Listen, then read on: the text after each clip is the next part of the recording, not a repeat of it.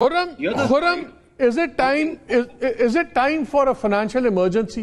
اور کیا مفتاح صاحب اور ان کی ٹیم اپ ٹو مارک ہے؟ بڑے سوال اٹھ رہے ہیں ان باتوں کے اوپر. اور پہلے ہم سنتے تھے کہ جی مسلم لیگ نواز کے اندر کیمپ بنے ہوئے ہیں، پرو مفتاح اینڈ پرو اسحاق ڈار. اب تو ہم بھی کہتے ہیں ڈار صاحب سے بات شاید کرنی پڑے گی، لیکن کیا فائنینشیل ایمرجنسی کا وقت آ گیا ہے اس ملک میں لگانے کا، اور کیا یہ ٹیم لگا سکتی ہے؟ اگر مالک صاحب what exactly is a financial emergency؟ پہلے مجھے کوئی یہ سمجھا دے کہ اس کا مطلب ایگزیکٹلی ہوتا کیا ہے. What do we do when the financial emergency is imposed؟ کیونکہ میری نظر کے مطابق تو already we are in a financial emergency already. And جب بھی آپ IMF پروگرام میں نئے چڑھتے ہیں تو that's tantamount to a financial emergency. Unless آپ کہہ رہے ہیں کہ کوئی اس قسم کی ایمرجنسی نہیں، جو میری گورنمنٹ کے جو میری فائنانس منسٹر میں بتاتا ہوں، جو میری انڈرسٹینڈنگ ہے فائنانس منسٹری اور دوسرے لوگوں سے بات ہوئی، اس نے کہا کہ جی اگر ہم فائنینشیل ایمرجنسی ڈکلیئر کرتے ہیں تو پھر ہمارے پاس روم آ جاتا ہے بہت سے سوورن جو سے کانٹریکٹس ہیں اس کے اندر چینجز کرنے کا. اور آن دا سائڈ وہ بات کرتے ہیں جیسے آپ کے آئی پی پیز کے ساتھ ہیں، وہ آپ کی پیمنٹس ہیں، دوسرے ایشوز ہیں جس کے اندر ہمیں یا ہم اس میں کوئی موریٹوریمز کر دیں گے، وہ کر دیں گے. یہ نہیں کہ ہم رینیج کریں گے، موریٹوریمز کریں گے، پرائرٹائز ری پرائرٹائز کر دیں گے. A lot of these things. Force majeure. Force majeure جس کو کہتے ہیں نا. This is basically a willful default جس کی آپ بات کر رہے ہیں. And I wouldn't call it a default. I would just say putting things on a hold for a while till لوگوں کے جو حالات ہیں.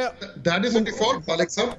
یہ ساری دنیا میں ایز اے willful default ہی دیکھا جائے گا اور ویسے ہی سمجھا جائے گا. آپ جو مرضی اس کو مختلف الفاظ یوز کر لیں اس کو ڈسکرائب کرنے کے لیے. اگر آپ سوورن کانٹریکٹس کو اب بیٹھ کے ایک دم سے کہہ دیں کہ بھئی تھوڑے عرصے کے لیے ہم لوگ ہولڈ پہ ڈال رہے ہیں، تو that will be seen as the beginnings of a sovereign default. تو آئی تھنک یہ بہت ایکسٹریم ہے ٹو اسٹارٹ اس قسم کی باتیں ابھی کانٹمپلیٹ کرنا گورنمنٹ کی طرف سے. And also to point out کہ آئی ایم ایف جو ہے is not an aid body. ان کا کام نہیں ہوتا انٹرنیشنل ایڈ دینا.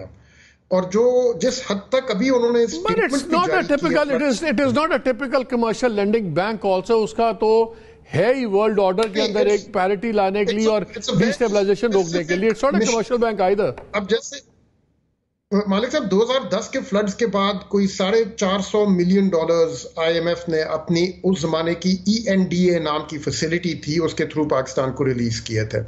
اب اس فیسلٹی کا نام چینج ہو کے RFI بن گیا ہے، ریپڈ فائنینسنگ انسٹرومنٹ، جس کے تھرو پاکستان کو کوئی $1.4 ارب ملے تھے کوئی اپریل 2020 میں جب کووڈ کے لاک ڈاؤن شروع ہوئے تھے تو ان کو برداشت کرنے کے لیے. اب پچھلی دفعہ کوئی اگر مڈل آف سپٹمبر تھا، 6 ہفتے لگے تھے آفٹر دا فلڈز یہ اس قسم کی اسسٹنس ان کی طرف آنے کے لیے. اس دفعہ بھی انہوں نے جو اسٹیٹمنٹ دی ہے وہ یہی کہا ہے کہ ایک دفعہ پہلے ڈیمیج اسیسمنٹ کمپلیٹ ہو جائے، نیڈز اسیسمنٹ کمپلیٹ ہو جائے، اس کے بعد we can definitely talk about playing our role. اس قسم کا کچھ کہا ہے. آئی تھنک کوئی اس میں ابھی اس کو اچھا مفتاح آپ کے خیال، مجھے ایک بریک لینی ہے لیکن بریک کے بعد پہلے میں ایک سوال چھوڑے جا رہا ہوں سب کے لیے. سب سے I would like their comment.